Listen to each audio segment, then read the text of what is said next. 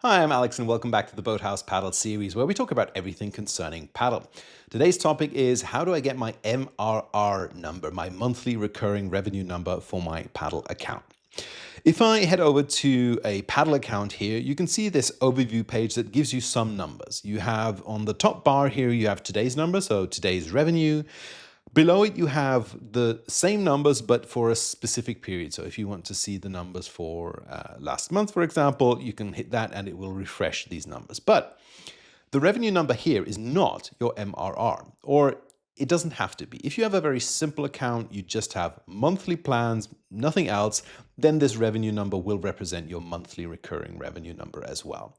But as soon as you have, for example, annual billing, or you have one-time fees or anything like that that makes it a little more complex, this number won't represent that correctly. So how do we get it? Well, the good news is Paddle bought a company called ProfitWell a while back, which was known for its metrics dashboard. It calculated metrics such as MRR and other things. And because they bought it, it's now available for every paddle account. And all you have to do is hit the subscription metrics link at the bottom left, and we'll open ProfitWell.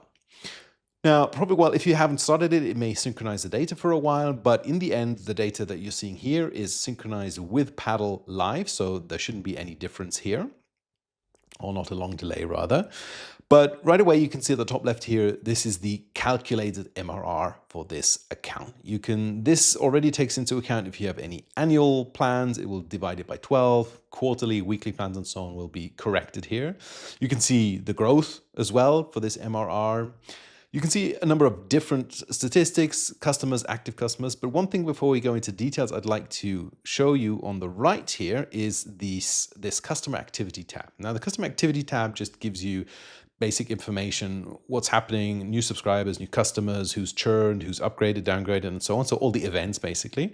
But there is this example here where a ProfitWell Retain, which is a what you can see here is this example of a product called Paddle Retain. It used to be called ProfitWell Retain. Basically, it tries to capture any failed payments that a customer's made. Maybe their credit card has expired, maybe something went wrong, they need to add certain information. The product will go after any failed payments and try to recover them, either by sending out emails or by other means. And here you can see this has worked, so that you can see a failed payment for the same account, which Retain then recovered a couple of days later. There'll be an extra video on Paddle Retain and some of the functionality there later on. But for now, let's have a look at what other details, what other metrics you can find for your Paddle account. One of the important tabs here is the Revenue Trends tab. If you click into the MRR overview, you can see how has MRR progressed and has it dipped, has it changed? And specifically at the top here, you can see how is the MRR structured. Are these new subscriptions? Are these upgrades, downgrades? Has someone churned, canceled, and so on? And you can also see this broken down over the last 6 months. So if you need to see progress or you need these numbers for any kind of financial report, form, or so on, you can get them very easily here calculated for you. The second one I'd like to have a quick look at is the Churn Overview. This is structured very similar to the MRR overview, except that it talks about churn. Churn being how many of your customers are canceling versus how many new subscriptions do you have.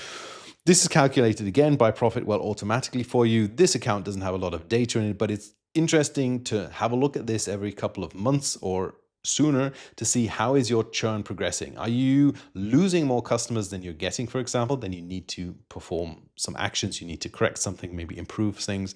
And this is a very easy way of finding that churn number and seeing how it progresses over time. That's all. That's a basic introduction to ProfitWell. Check back for more videos on the ProfitWell features on this channel. Thank you.